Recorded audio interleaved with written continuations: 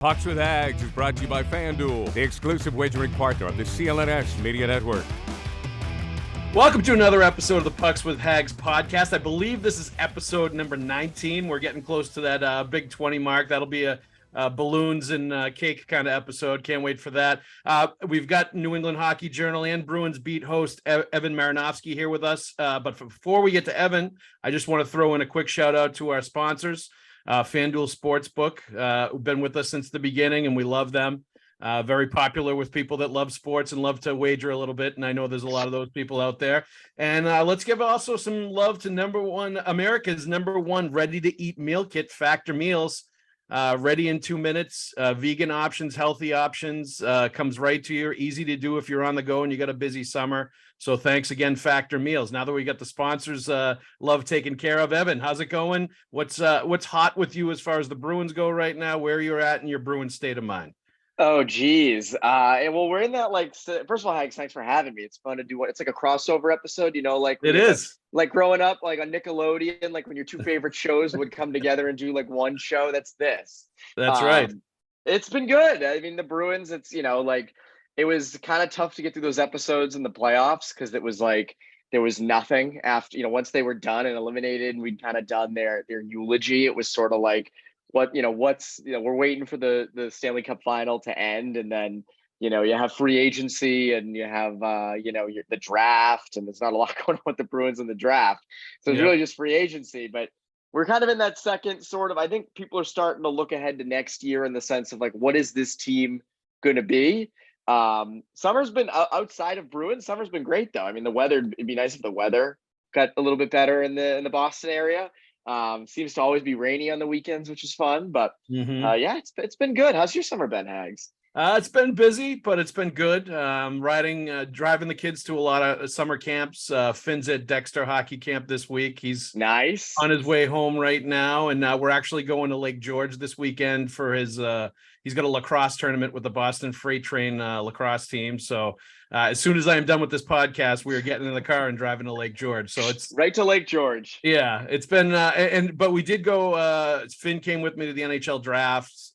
He was there for the first round, and the whole family came. So we hung out in 7-8 days in Nashville and then Tennessee, and then went to Dollywood and went to parts of North Carolina too. So it was actually really fun.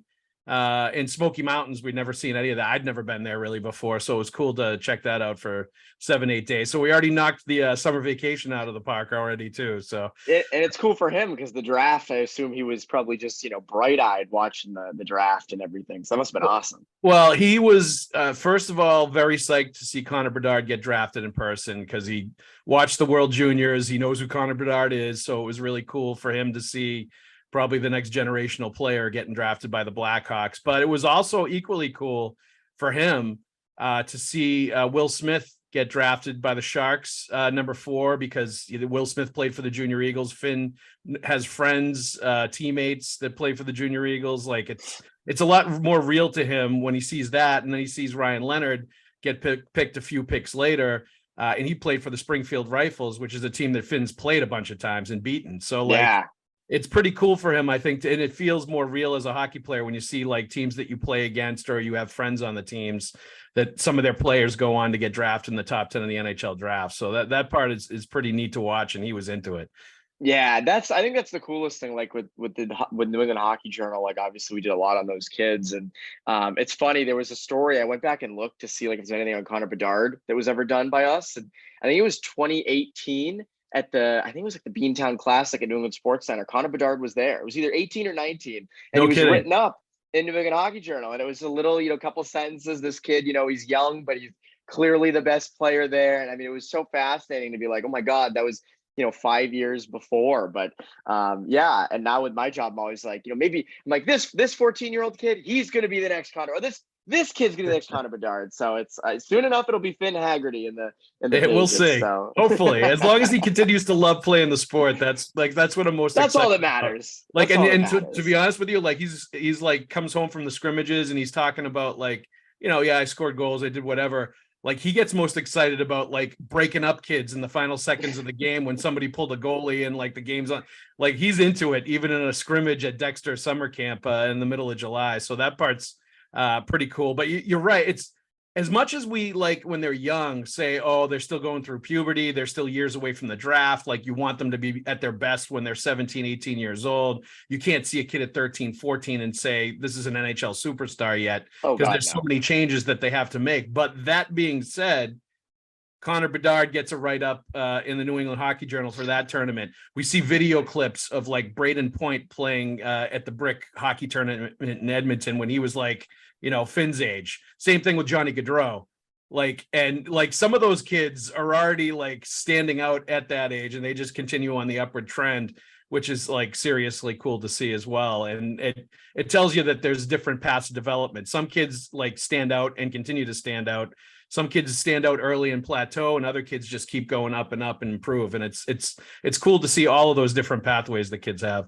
It is. I think the pathways element's the coolest, is that everyone has a different path, and there are kids who are late bloomers. There are kids who are good throughout. There are kids who are really good early, and kids catch up, but they're still really good. Like you mentioned the Brick. Like I think I get an email every week from Elite Prospects, and it's like the most clicked players that week.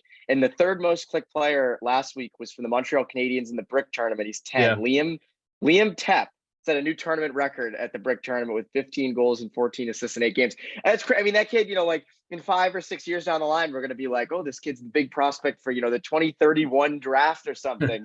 But it's cool. I love it. I think it's really interesting. And it was cool though. Will Smith and Leonard getting drafted. That was awesome. Next year will be Cole Iserman. So that'll be something to look forward to. And then that 2025 is too far away.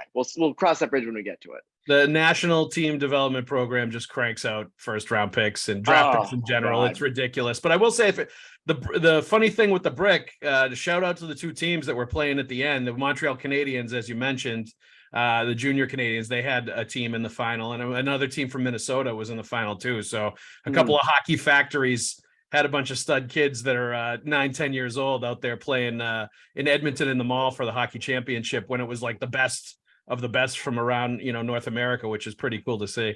What's interesting though, hockey, you see how fast hockey's spreading. I was at the Select 17s up in Buffalo a few weeks ago, and the New England region, the New England district, which does not include Massachusetts, won the whole thing. But the most talented team and the team that almost won it was the Pacific. The Pacific almost won it. They had some of the best kids in the tournament. They had the best kid. I think his name was John Connolly. I think he's going to Providence commit.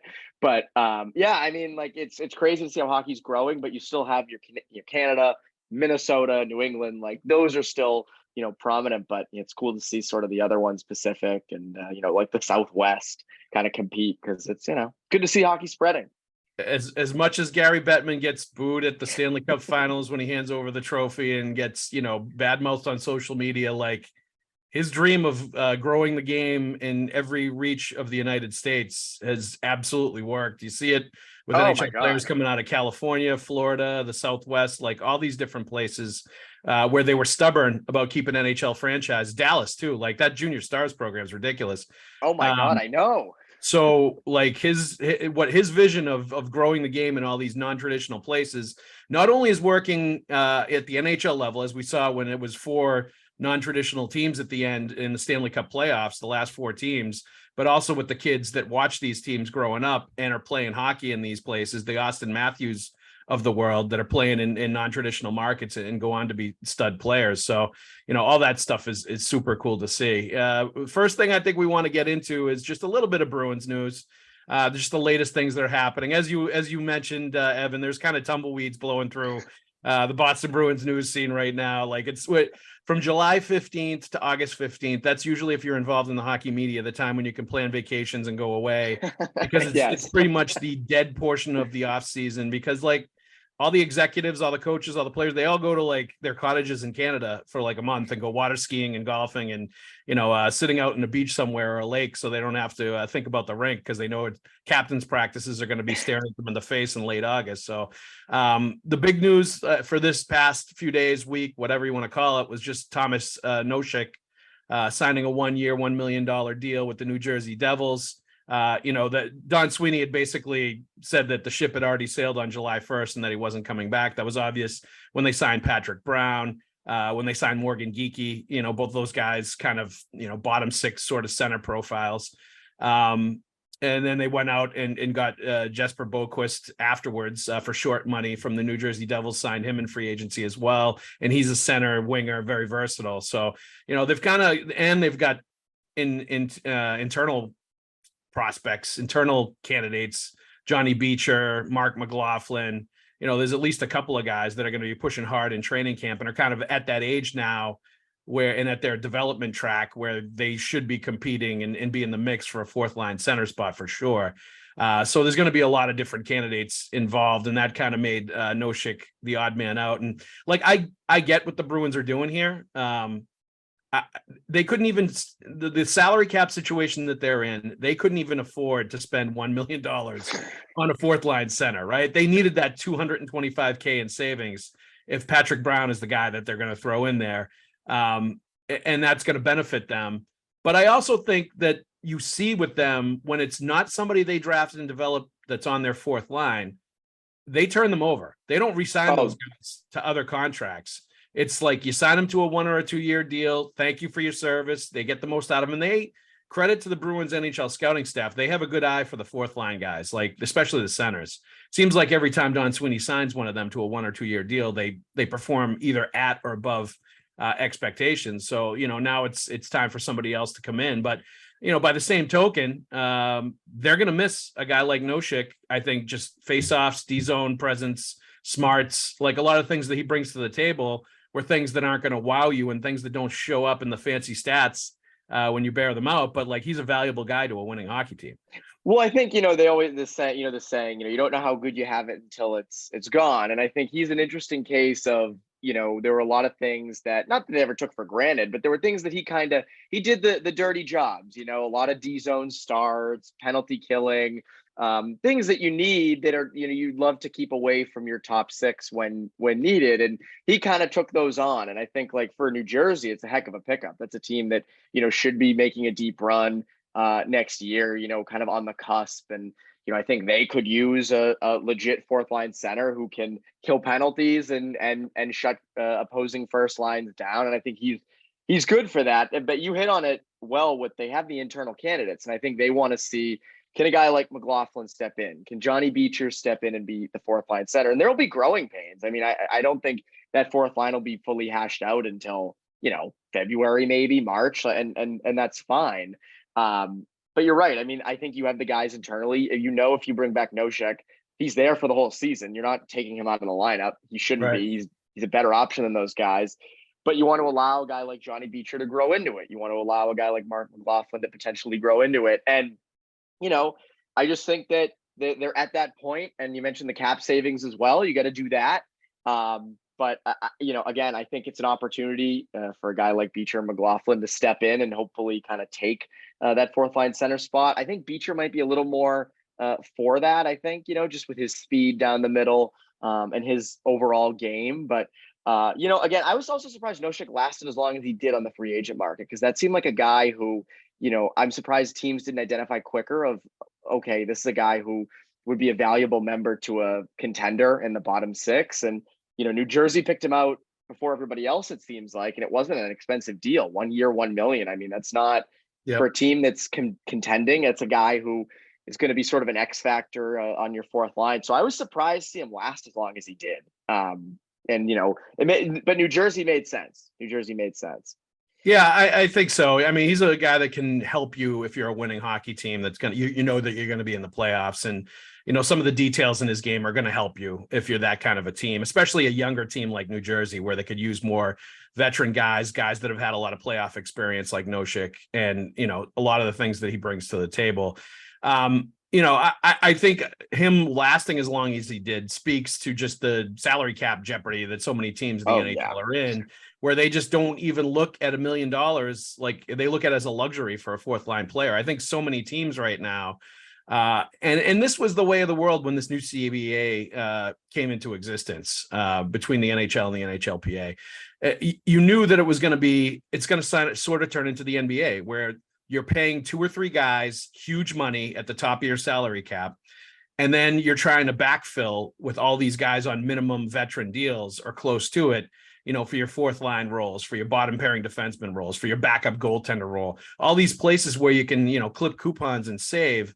you're going to do it because you kind of have to, just based on the way it is right now. And there's really not as much of a middle class where you can pay like a third line guy like $3 or $4 million a year. You can pay like a bottom pairing defenseman that kind of money.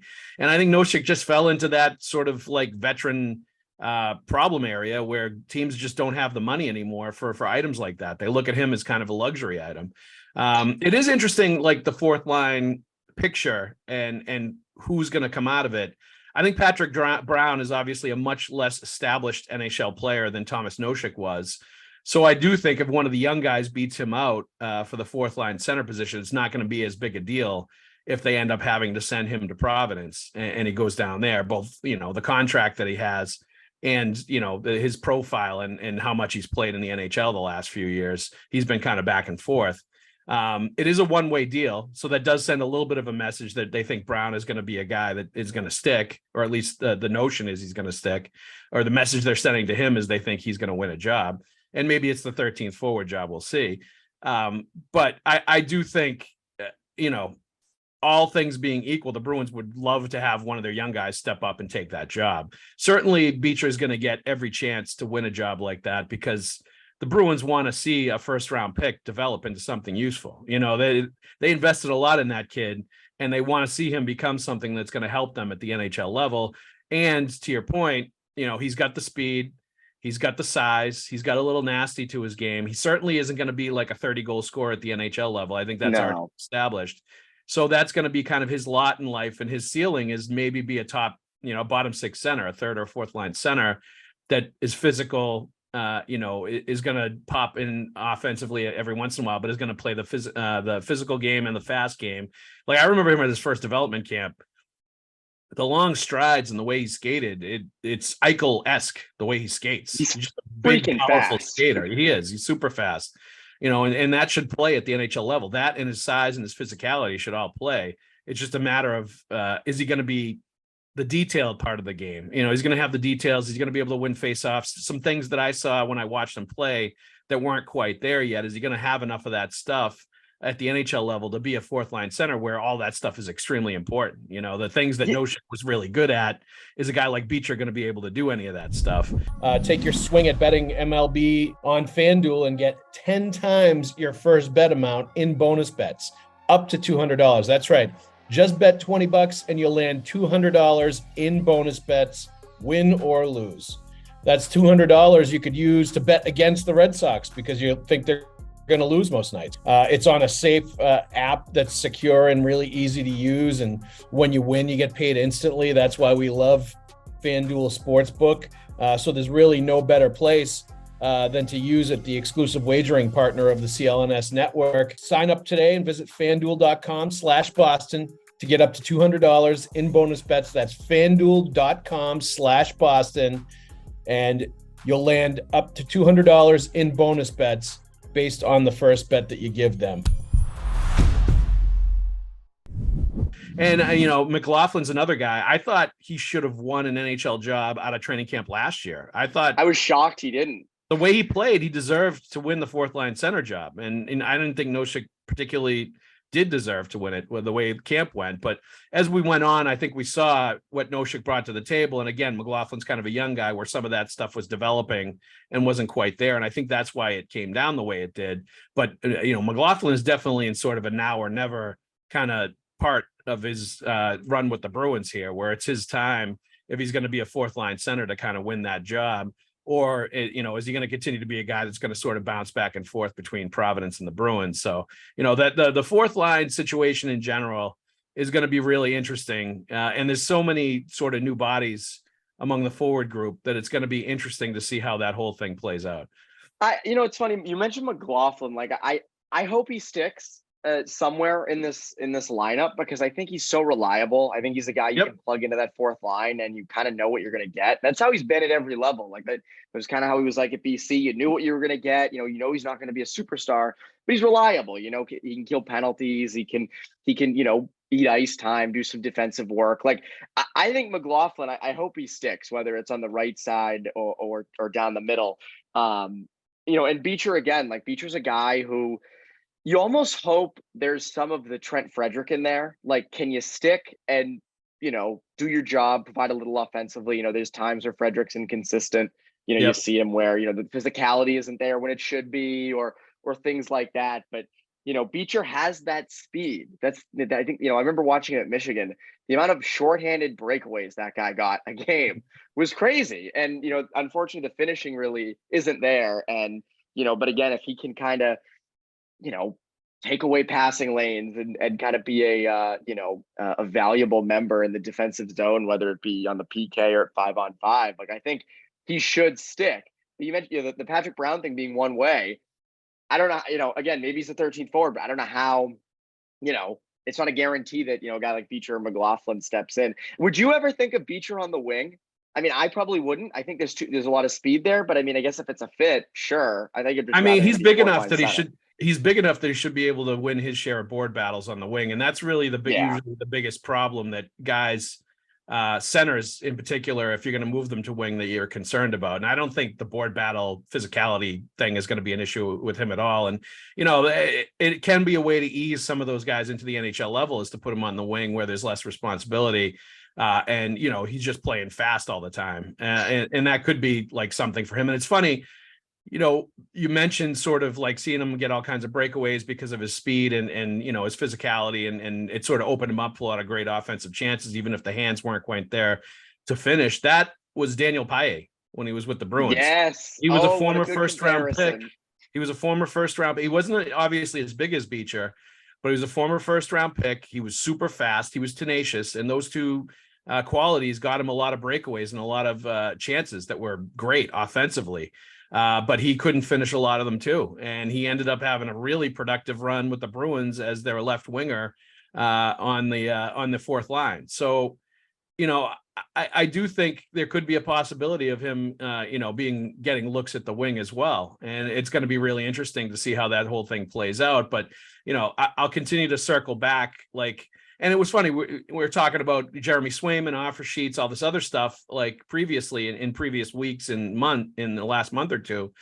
And the worry that he might sign somewhere else, sign an offer sheet somewhere, the worry that the Bruins are going to trade him, like all this stuff. He's a drafted and developed Boston Bruin player that looks like he's going to turn into a frontline NHL guy, a quality NHL player, goalie. The Bruins are not going to trade that guy. No. The same thing with Beecher. They want him to turn into a productive, good NHL player because it raises the profile of their scouting and their draft and development system. And they need to start producing NHL players that go out and do really well and have productive NHL roles on the Bruins or elsewhere. But I think they want to have those guys for the Bruins, obviously, to kind of, throw them out there and thump their chests a little bit about it. Especially with the Bruins, draft prospect system and draft and development system has been knocked around by like the Athletic, and I think it was ranked 28th by the NHL Network. They did it. I saw that the other day.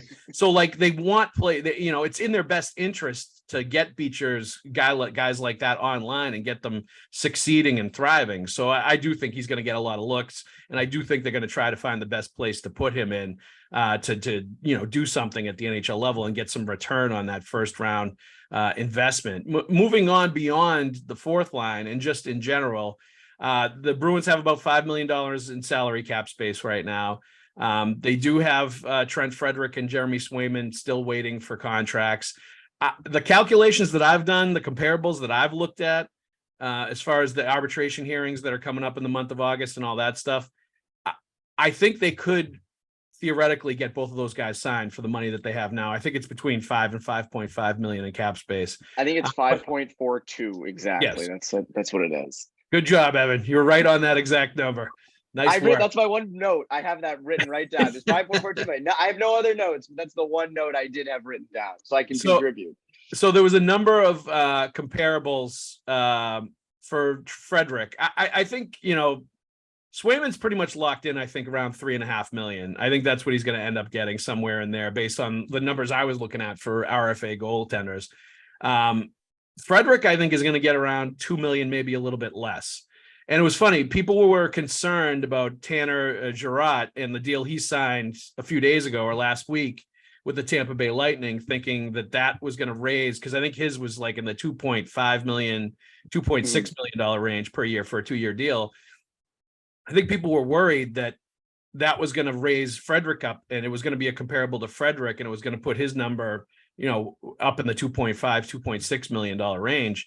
But when you break down the numbers, Tanner Giroux, a couple of years ago, Giroux, I don't even know how to pronounce his name. When he was with the Nashville Predators, he had 24 goals. He had like 45 points, something like that.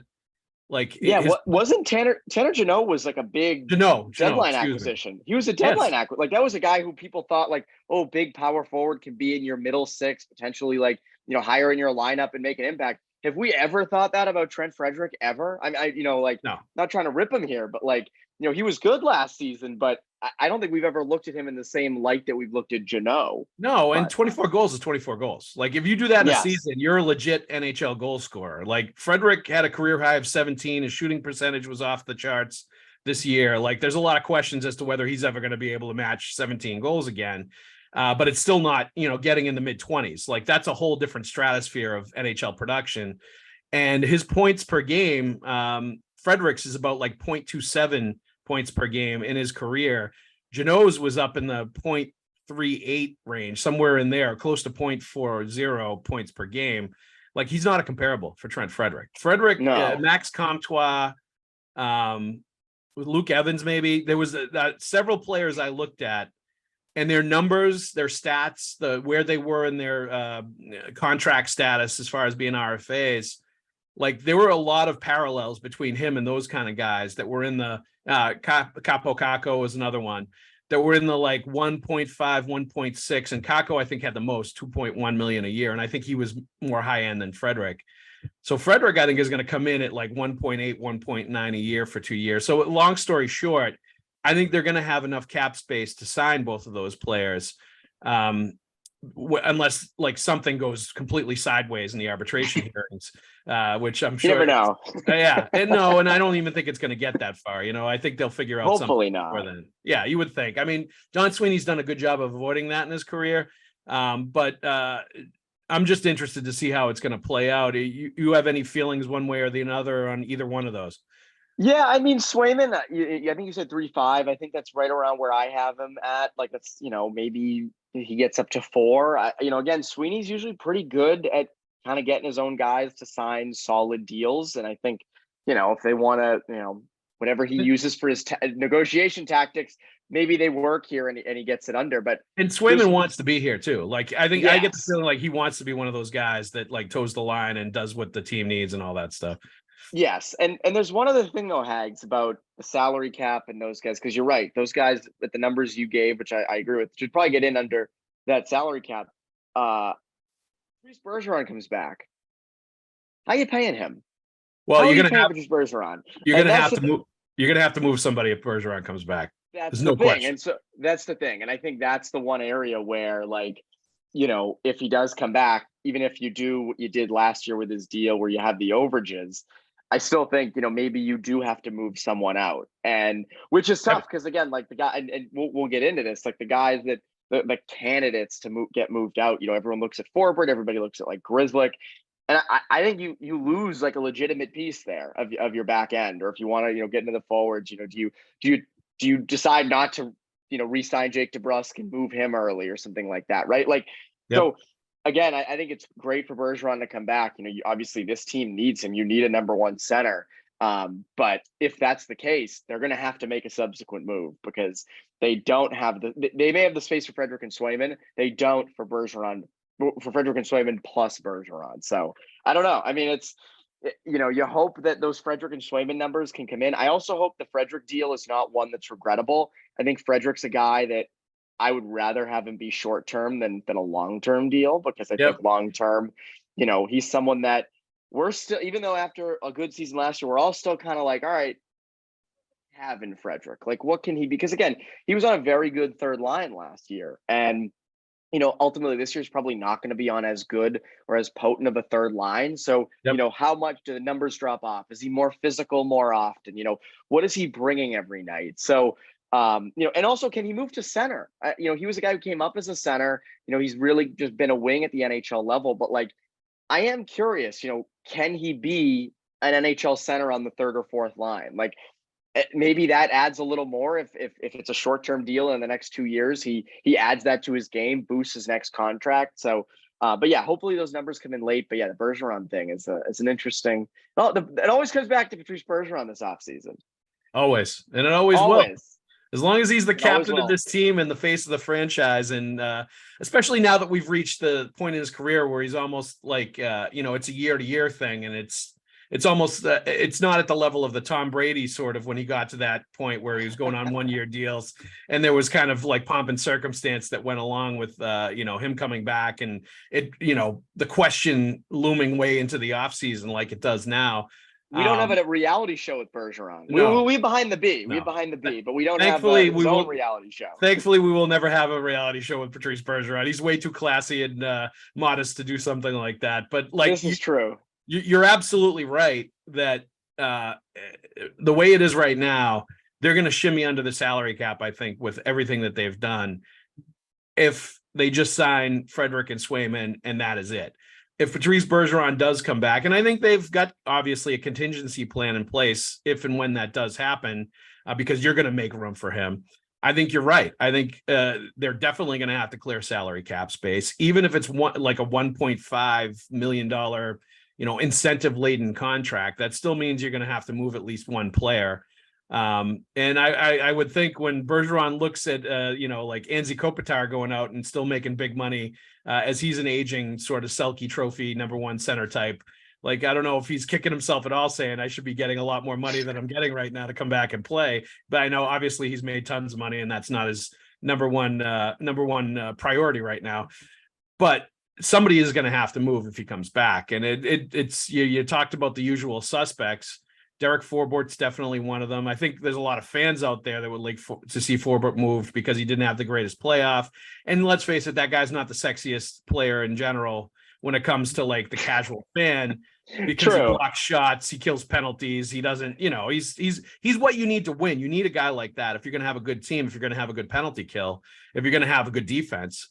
But like, he's not the kind of guy that's going to dazzle fans. So they think they can just survive. No. But then he gets hurt like he did last year, especially in the middle of the year. And all of a sudden your penalty kill goes into the crapper for like a month when he's gone with a broken finger after he blocked a shot. Oh, by the way. So like, that's definitely a guy on the list. Matt Grzelcyk is a guy that I think when they had him out of the lineup in the playoffs against the Florida Panthers, they sorely missed his puck moving ability, his ability to transition and get the puck out of the D zone quickly and transport it up the ice.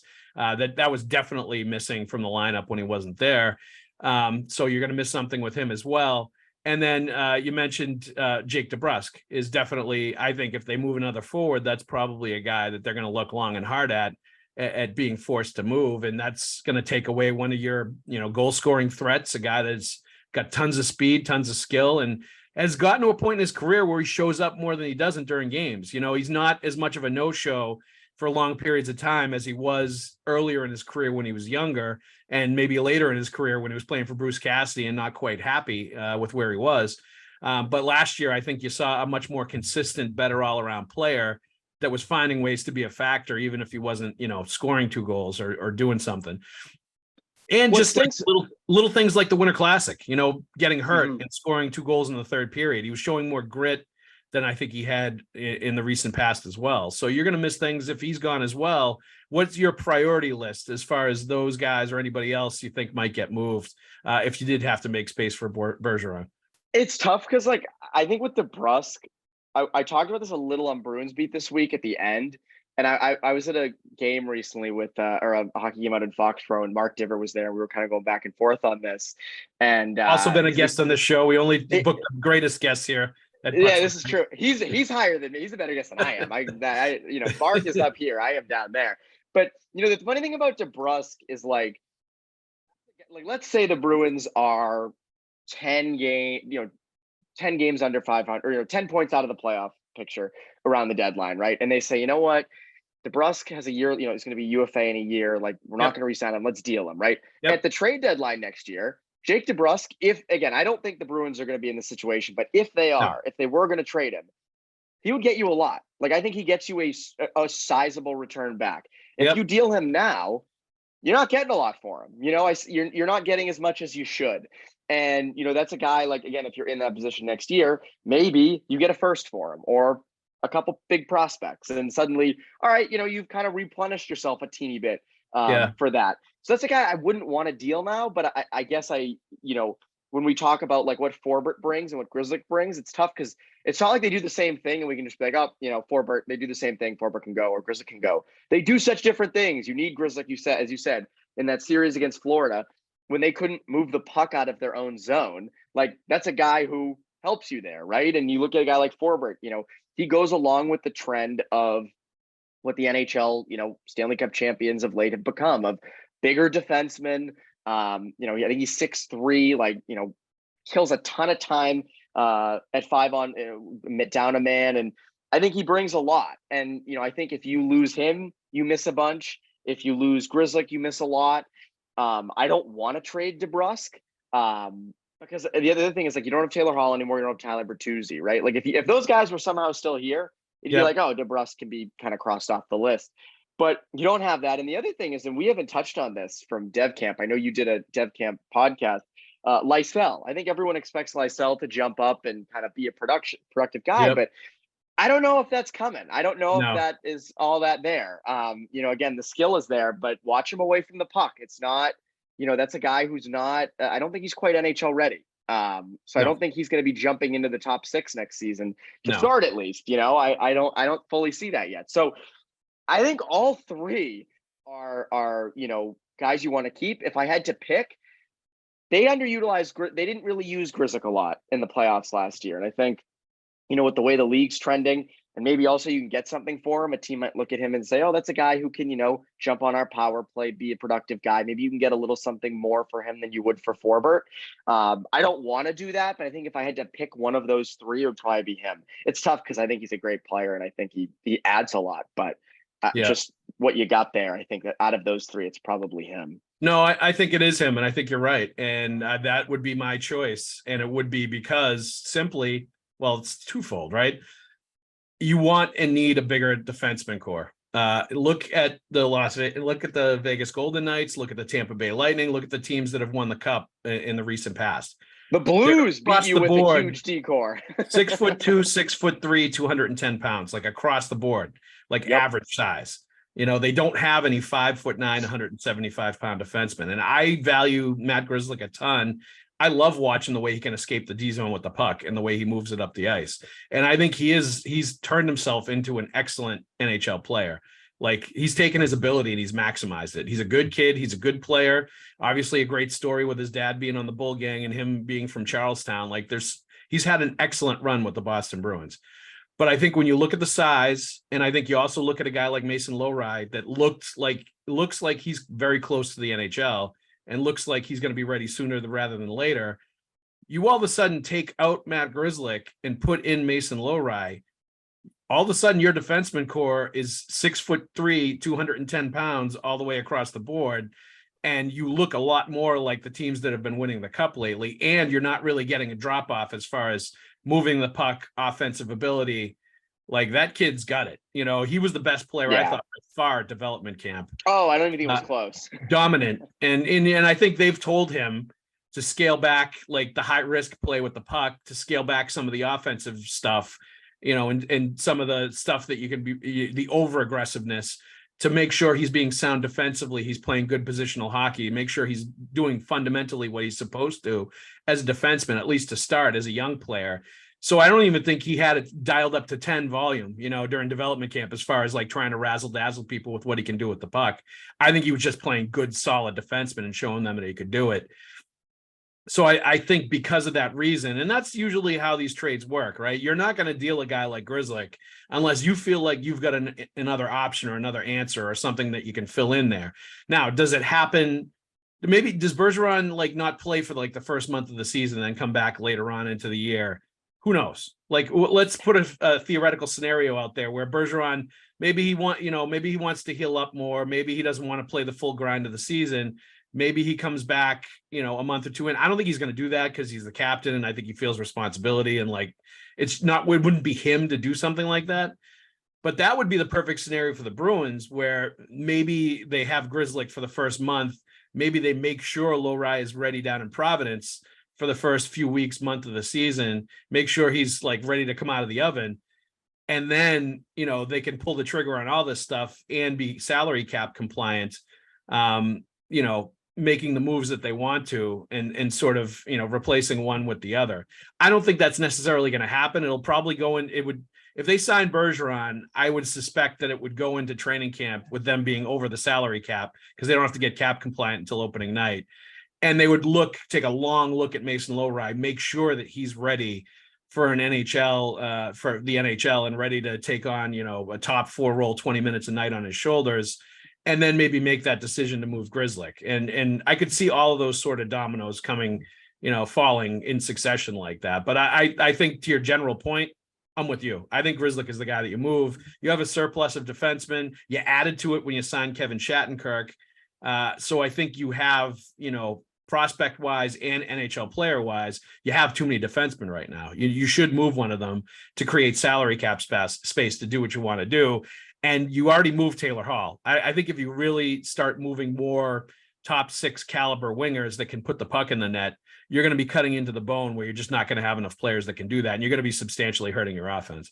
Yeah, it's interesting. Like you mentioned the surplus at D, and it's tough because right now on the left side, just left shot defenseman, you have Lindholm, you have Forbort, you have Grzelcyk, and you have Zboril. And I think that's about it, unless I'm missing someone.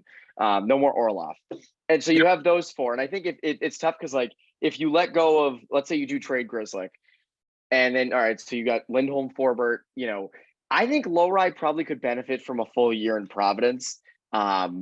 I don't know if they want to rush it. Again, if he's looking great in training camp and like is just completely ready, then you have to do it. You can't, makes sense. But I mean, if they ended the season with Lindholm, Forbort, Zboril down the left side, or maybe you have a guy jump from the right side to the left side, but let's just say it's Zboril in third pairing. I don't love that. Like I don't. But maybe you can tread water for a bit with that. See how it plays out. You mentioned if 2 months into the season Lohrai's ready. Okay, great. Or a right shot defenseman can jump over to the left side. Maybe you do that.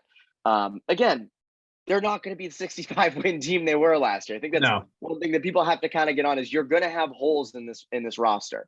And like, as we said, do you trade DeBrusk and have a huge hole in the top 6? So you're without Hall, Bertuzzi, and DeBrusk, or are you going to trade Grzelcyk and be kind of without a third pairing left shot defenseman? Like I guess I'd rather be without that because you do have a guy in Zboril who can tread water. It can be kind of a stopgap back there, just do his thing, I guess. Well, I mean, look, they've got to get the return on the first round investment for him at some point. And maybe that return is filling in for a couple of months until Lohrei is ready. But I can tell you, Jim Montgomery's head might explode if that's the case for the first couple of months of the season, because I was down there. Our heads might explode. I was down there in Florida last year. It was the game right before Thanksgiving, where where Zboril ate a puck behind the net, like panicked basically, and swallowed the puck and just kept it along the end boards behind the net, got stripped, and it turned into a goal in front of the net, and the Panthers ended up winning the game. That was the last time that Zboril played for a good 3 or 4 months. And he was deep into the doghouse after that. And granted, we're talking about a much more talented Bruins team where there probably wasn't a spot for him anyway. And it took a long time for him to get back in just because they had, depth all over the place, both back end and front. But I think it also speaks to, at that point, Monty said, I don't trust this guy and I'm not putting him back in the lineup. And it'll be interesting if they are forced to sort of roll him out there for a month or 2 into the season. But to your point, that could happen too. If they really decide they need to make the Grzelcyk move now, to not paint themselves in a corner salary cap wise in training camp where they're forced to make a move and probably get cents on the dollar in return, then you make that move and say, we are going to live with Zboril if Lohrei is not ready, and then do it for a month or 2 until he gets ready. But I can tell you right now, just watching Lohrei now, seeing Charlie McAvoy at a similar stage, maybe 5 years ago, he probably needs a little bit more time than McAvoy did. Just McAvoy, I think, was ahead of him, and just I think a little more, a little more developed and polished in his abilities.